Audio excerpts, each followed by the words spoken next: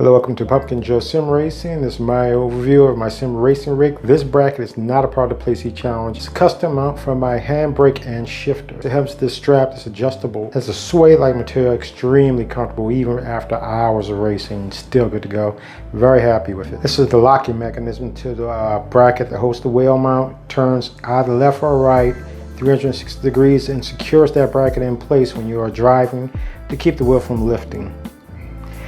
Do be careful, because oftentimes I forget to secure it, and when you do make a left turn, that bracket will come up. And this is a custom-made shifting bracket that I got from eBay. The Fanatec shifter and handbrake, they are quite expensive, but highly recommended. The Club Sport shifter is bulletproof, easy to get in gears, hard to miss the gates. You're going to press down and left to go into reverse, down and right to go into seventh, but pinching your finger is highly likely with the handbrake mounted there. The shifter comes with two shifting knobs. The round one is my one of preference, but this one is also available. It just seems like for me it has more throw when I'm shifting with this, so I don't use it often. And like I showed you with the handbrake, the pinch is even more noticeable, so I don't use it at all, to be honest. Club Sport pedals with load cell. All the pedals have a very nice and natural feel to them. The brake itself, though, with that load cell is going to take an immense amount of pressure to actually push that down 100%. That's my only gripe. Well, one of my only gripes. The clutch itself I have zero complaints about. That spongy material they have in back seems to compress, and that is a known issue for this pedal set. There's an optional foam stopper as well as a rubber stopper if you want to have more tension. One of the selling points for this is that it had a handbrake, which the G29 did not have, and you had the shifter 1 and shifter 2, which was a sale for me. This is my favorite rim. It's Xbox PC compatible, plenty of buttons. Also that it has this rotary dial, many programming options. I really swear by this wheel. Paddles are perfectly placed, good positive clicks, lots of additional buttons, but it's hard to really use these things on the fly. Removal of this wheel is very simple. It's just one screw that holds it in. After that, it's using the quick release. Now this quick release does not come off easy. Sometimes you're going to have to end up using a little bit of force or some WD-40 lube it before you start. After that, once you go to put your wheel back on, you're going to look for that notch on both ends of the quick release and on the wheel hub itself to make sure that that screw is lined up. Squeeze the quick release, and then it's just push it right on. Now sometimes it may be a tight, it may require a little forward assist, mildly. After that, it's just a matter of putting the screw back in, securing it with an Allen key wrench, and you are good to go. You're going to want to double check it though, just to make sure that everything's on properly and the quick release is not going to move before you start racing. Here we have Fanatec Club Sport F1 Esports wheel, very well built, excellent weight, a lot of options. Here you have your rotary encoder, a number of options available for that, a good amount of buttons on this. Next to R3, you're going to have an analog switch. It does not rotary encode, that's really unfortunate, but you can use it like a mouse.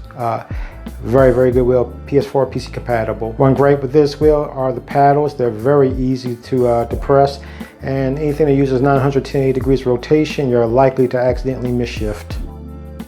Now on to one of my least used wheels, but still a good wheel in its own right. It's going to be the CLSE Elite P1 for Xbox. Very well built rim, except for this housing being plastic, easy to break. Quick release, although it's not.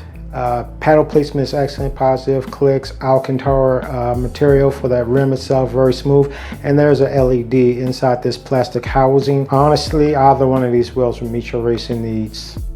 So at the end of the day, did the amount of money I spent for this rig system make me a better driver? And the answer is yes and no. Out of the box, it does nothing.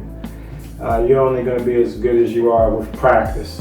I mean, so you can be absolutely fantastic with a low-end wheel system. You don't have to purchase this. If you're just dipping your feet into racing, sim racing, casual racing, especially casual racing, I would suggest you not invest this kind of money. You know, start off with something small like a G29, G920, and see if this is something for you. If you're like in the middle, or if you're really heavily invested into sim racing, then you might want to go ahead and upgrade to something like this. The detail you get as far as what the car is doing, as far as the road surface, and as far as the reaction time from input to output, it's a world of difference. It's much faster. I've been able to save a lot of potential accidents that I had because I overdrove the car, but I felt the wheel slip and I was able to make the corrections and save the car in time.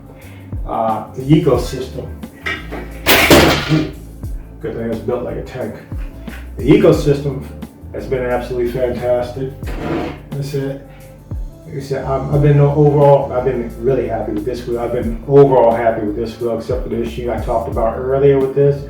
But the wheel itself is actually really good, very comfortable, and I don't like knock it and tell you it's not worth purchasing, because it is, and it saves a lot of money.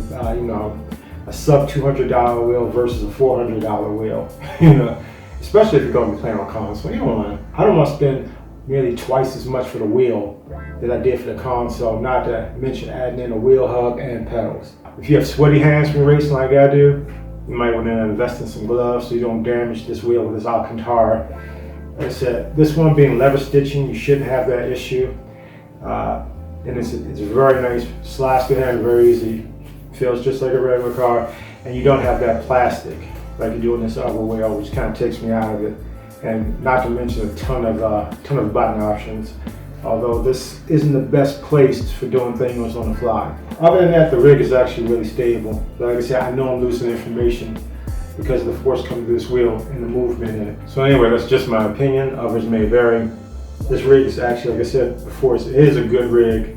It does work well for lower end wheels and lower end pedals. And for those, I would highly recommend it to save money.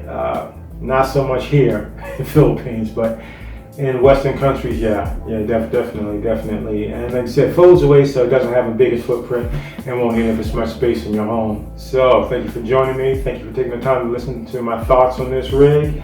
And please like, click, and subscribe. Next time.